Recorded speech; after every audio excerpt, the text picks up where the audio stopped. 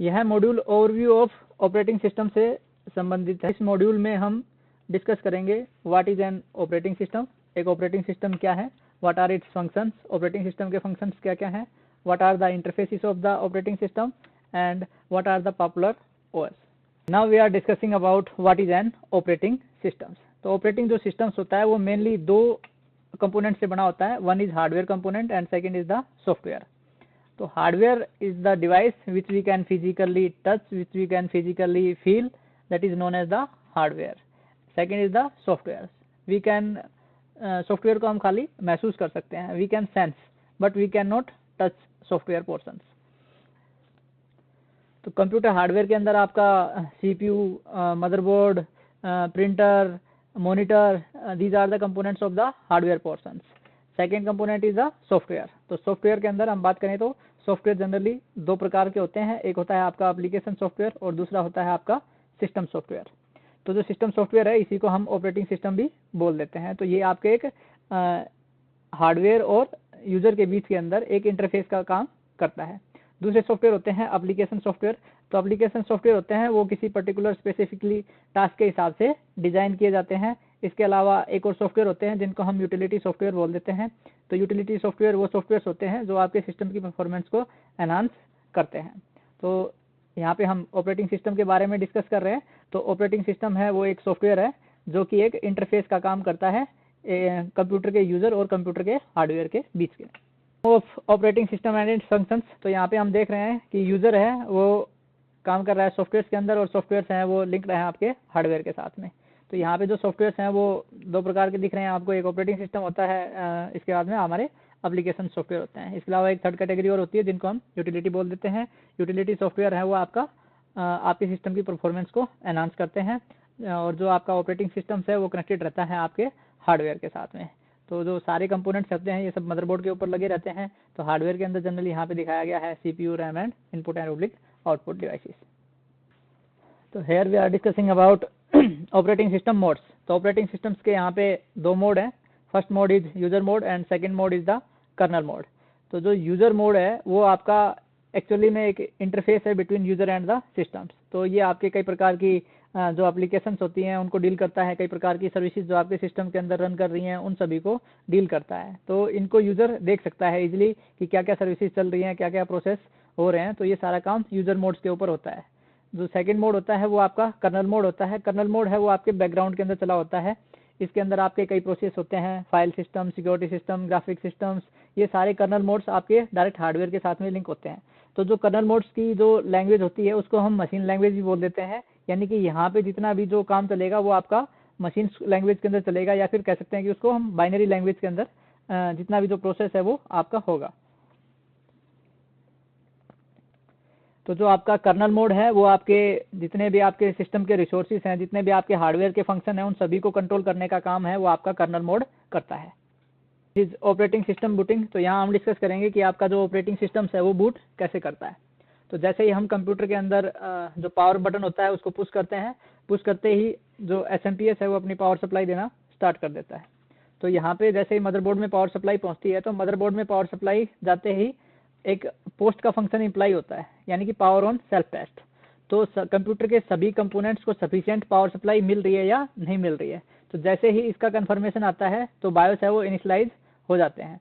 BIOS initialisation होने के बाद MBR मास्टर बूट रिकॉर्ड वहाँ से देखता है कि भाई आपको बूट की फाइल, तो बूट की जो फाइल होती है वो रोम के अंदर स्टोर रहती है।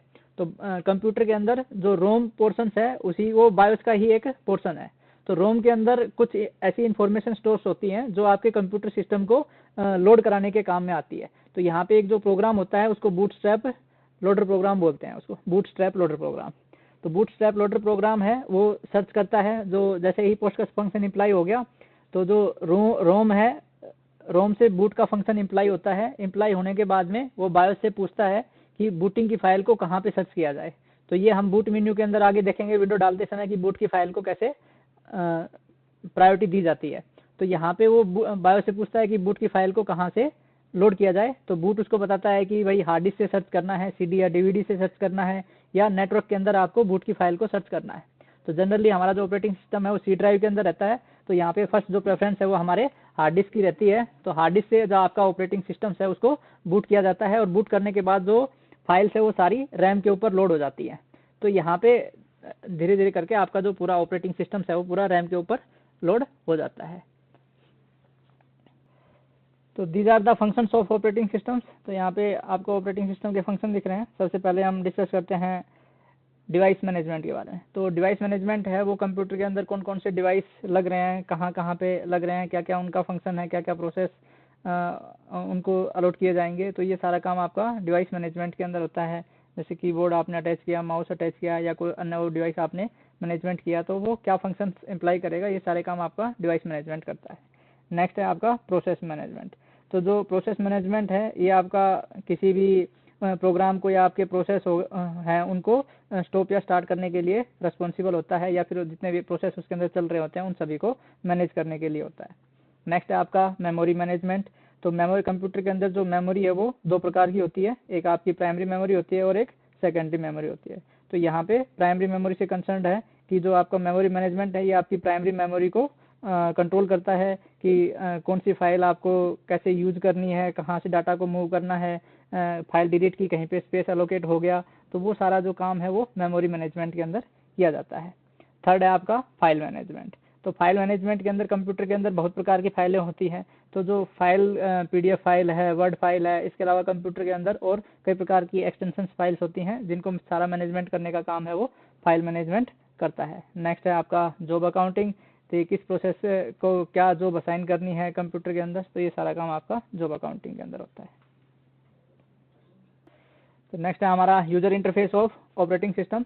तो यूजर इंटरफेस है वो कंट्रोल करता है कि कैसे आप उसके अंदर जो यूजर है वो डाटा डाल रहा है, क्या इंस्ट्रक्शंस उसके ऊपर इम्प्लाई हो रही हैं और कैसे वो उस आपको इन्फॉर्मेशन है वो आपकी स्क्रीन के ऊपर दिखाई दे रहा है। तो जो यूजर इंटरफेस है वो आपका दो प्रकार का होता है। फर्स्ट है आपका कमांड लाइन इंटरफेस और सेकेंड है आपका ग्राफिकल यूजर इंटरफेस। तो यहाँ पे डिस्कस करते हैं पहले कमांड लाइन के इंटरफेस के बारे में। तो जो कमांड लाइन इंटरफेस है इसके अंदर आपको शॉर्ट कीवर्ड्स और एब्रीविएशन के रूप में स्पेशल की का यूज करके आपको इंस्ट्रक्शंस है वो फीड की जाती है। तो ये जनरली आपका जो स्टार्टिंग में पहले हमारे डोस ऑपरेटिंग सिस्टम्स आते थे उनके अंदर इस प्रकार की इंस्ट्रक्शंस है वो फीड की जाती थी, या फिर जैसे माइक्रो प्रोसेसर जो स्टार्टिंग के अंदर आए थे 8086, तो उनके अंदर इस प्रकार से जो इंस्ट्रक्शंस है वो फीड की जाती थी। अभी 1995 के बाद में जैसे ही विंडो 90 आया तो ये आपका पूरा ग्राफिकल यूजर इंटरफेस था। तो सेकंड जो हमारा यूजर इंटरफेस है वो है ग्राफिकल। तो ग्राफिकल के अंदर आपके विंडो ऑपरेटिंग सिस्टम्स आ जाते हैं जो कि हम नॉर्मली यूज करते हैं, माइक्रोसॉफ्ट के हो गया, मैक ओएस हो गए, तो ये सभी आपके ग्राफिकल हैं जिसके अंदर यूजर्स है वो विजुअल्स के थ्रू इजीली समझ जाता है, इमेजेस के थ्रू कि ये किस चीज़ का फंक्शन है। तो उसको बहुत सारी कमांड्स याद रखने की ज़रूरत नहीं है। तो जो GUI जो इंटरफेस है वो एक यूज़र फ्रेंडली इंटरफेस है जिसके अंदर एक यूज़र है वो इजीली अंडरस्टैंड कर जाता है कि कैसे क्या फंक्शन कैसे वर्क करेगा।